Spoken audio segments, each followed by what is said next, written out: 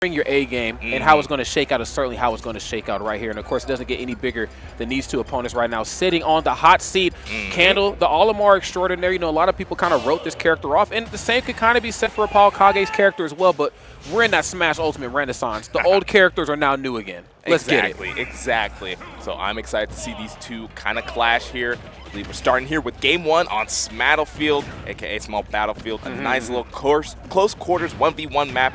We got that duo plat. And man, Candle's starting out hot. Candle, unfortunately, on ApolloKage's behalf, is burning just a little too bright and a little too strong right here for ApolloKage to get those boots onto solid ground. You have to watch how you approach you know, Candle at every point of the match. Again, their CQC, very dangerous as well, too. I'd almost argue on par with Snakes, if not, depending on the player, maybe a little better. So be careful on how you approach this small character.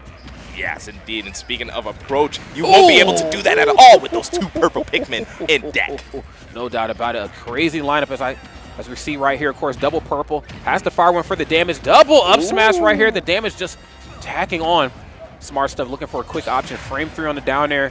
Just trying to get something started on this top platform.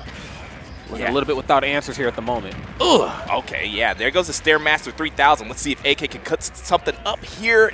The C4 not going to stick on, but I know AK is putting together an offense here. If he doesn't find a stock here, Rod, things are going to get a little dangerous. There's a couple characters in the game that just become impossible to deal with when they have the lead, and unfortunately 2 of the 5 that I'm getting ready to talk about are on this map right here. Sonic is another one, of course. Minmin's in that ballpark too. Same could be said for Steven. You know, you get these types of characters the lead, they just become impossible to deal with. But if there's a will, damn it, there's a way. ApolloKage evening up the stocks right here with the C4 on the ground. Got to watch where you step too. Yeah, exactly. And speaking of wills, AK has the most indomitable spirit. This kid has the mentality of a champion. So he's always down but never out. That's right. Okay, laying down right there in the corner, just trying to figure something out here and fast. Candle just not letting up at all. And this is a scary part about Candle's gameplay. When they're in your face, they're the most dangerous player in the room. And then when they are away from you, throwing Pikmin at you, they're still the most dangerous player in the room. It just feels like you never really get a chance to breathe. Candle cutting off all access points for oxygen. ApolloKage, of course, getting sent sky high, approaching with the short hop nair into the dash attack. Still one of the best dash attacks in the business, mind you, but is it enough to get you out of this hole? Yeah, that intangibility helps out a lot, but you can see here Candle just kind of playing that corner game phenomenally. I mean, like, some people are afraid to be in the corner against AK, not Candle here. Candle ain't one of them, I'm going to tell you right now. There's the backer sending you very far. Center stage, caught you rolling in. I'd almost want to say that was supposed to be like a run-up shield. You know, it was a very, very strange place to roll right there. None the matter. You know, Candle, of course, going to take that one very convincingly at that, too. I've noticed that ApolloKage, of course, best snake in the business, but just because you are as strong of a player as you're, of course, limited sometimes of what your character can and cannot do. And I remember watching them play against Beast Mode Paul at Rewired Fest and just really looking at some of the characters that when you're in C4, or excuse me, not C4, when you're in Cypher, can you imagine if you're in C4 the whole match? I mean, if you were in Cypher, you know, characters that can really stick it to you, really get you out there, really beat you down on stage. I mean, that right there just really gets under Snake's skin. Yeah. So, and see what the adjustments are going to be. People often talk about, oh yeah, you know, AK sometimes has a tough time at disadvantage, but like you said, a lot of times it's just the flaws of the character. Snake is a character who can put out punishment, but also takes it very well too. You know, a lot of times he just kind of has to hang on to, you know, someone beating them up, like you said, in that Cypher or whatever. That's right. As you see right now, a bit of a better start right here for both players. Candle, of course, with a very commanding lead, just really controlling the overall terrain of this match. Just so good. I mean, again, some of the dangerous things that make Snakes so dangerous is you got that frame 3 jab, first hit on F tilt, frame 4. I mean, you got the up tilt, you got so many damn things, but Candle's like, none of that stuff is going to matter if you don't even get a chance to get in on me. But this one's staying a little bit closer than what I initially anticipated. Oh, damn! And there goes that AK ingenuity, set that one up perfectly, the grenade into the up air, a very great ApolloKage classic. That's right, no Otacon needed right there, got that one done on their own solo dolo. Okay, back into the corner, grenades right here on the covers. Now Snake has the lead, we're going to see how impossible this character is to do it. Nothing off the up smash like the attempt, but of course, the narrative of the match not really in your favor. I know you're going to try to approach me aggressively. I'm doing everything out of shield, which I think in Snake's case, his quickest option is probably down there. Yeah. So, no, not a bad option at all. Exactly, that multi-hit move with a giant hitbox, but speaking of giant, that is a big time to live that forward air. AK can honestly mount a big lead here if he's able to avoid the KO options, but there goes that blue Pikmin. And we all know, Rod, that takes the stocks. That's right, man. Again, it's just the equalizer that is that throw. Again, the matchup changes ever so slightly when you're fighting against Olimar, but, you know, one thing you cannot forget about is how to interact with these Pikmins, or I guess in certain cases, how not to interact with them. As you can see right here, ApolloKage is doing a lot of interacting in the wrong way. Candle, of course, taking full advantage of that. Wait a minute. Okay, love that up air. Good above the head coverage.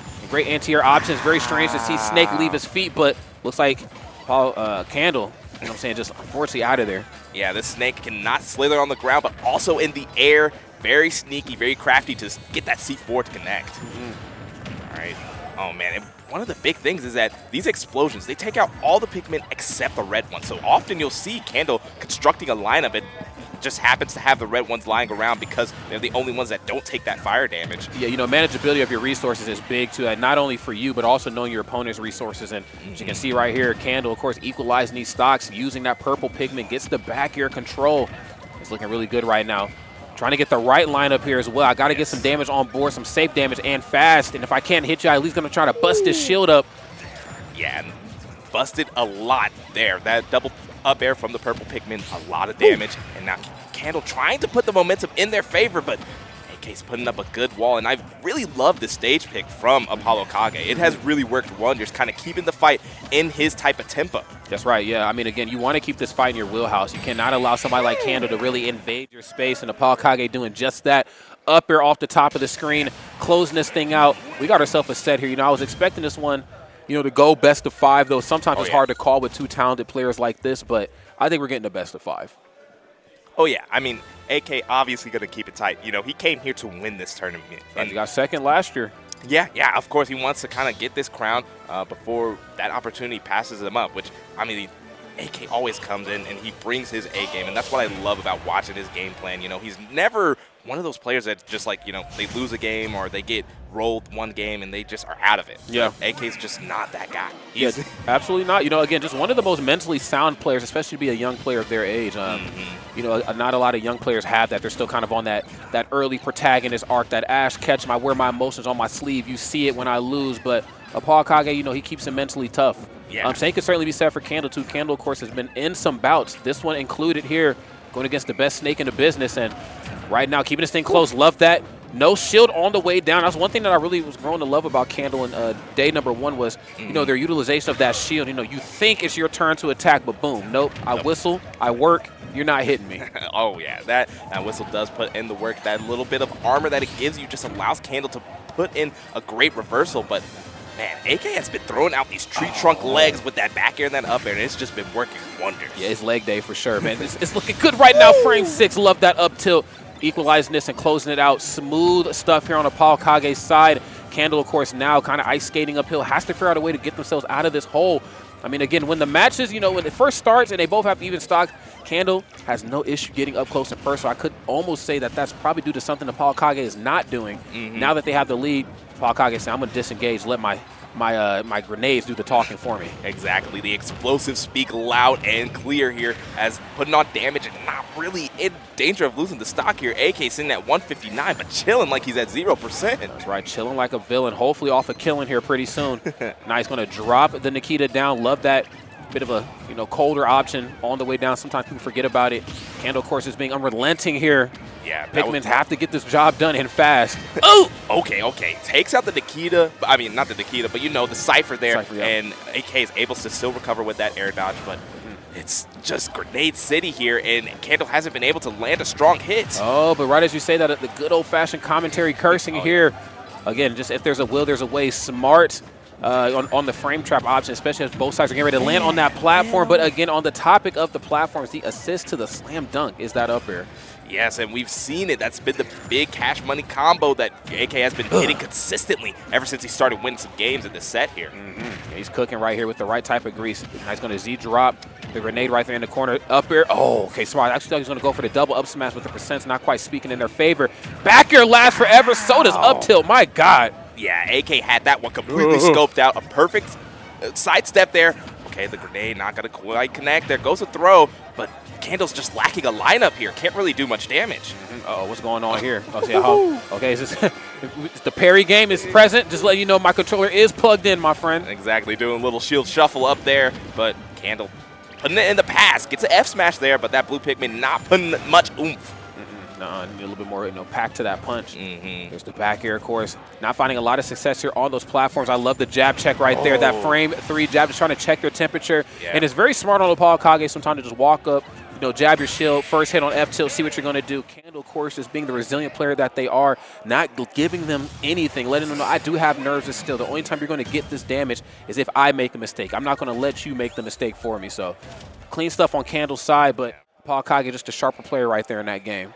Yeah, you could see it there. There was like a little bit of a switch that happened. I think it was after that grenade up air. AK kind of found his vibe. And you were mentioning it earlier, these younger kids, they're all their protagonist energy. AK's bringing that new shonen protagonist where he takes the punches to the chin and is like, I got this. I'm going to win in the end because I'm the hero. That's right. And he's going to keep it pushing right now in the lead of the set 2-1. This could be set. We'll see how this storybook ending is all going to play out right now. Somebody's going to have to go to the grand finals. Other side's going to have a couple more matches on the loser side after this is all said and done. And the way this match is starting off here, okay, nice. Candle just chopping away at this once upon a time lead.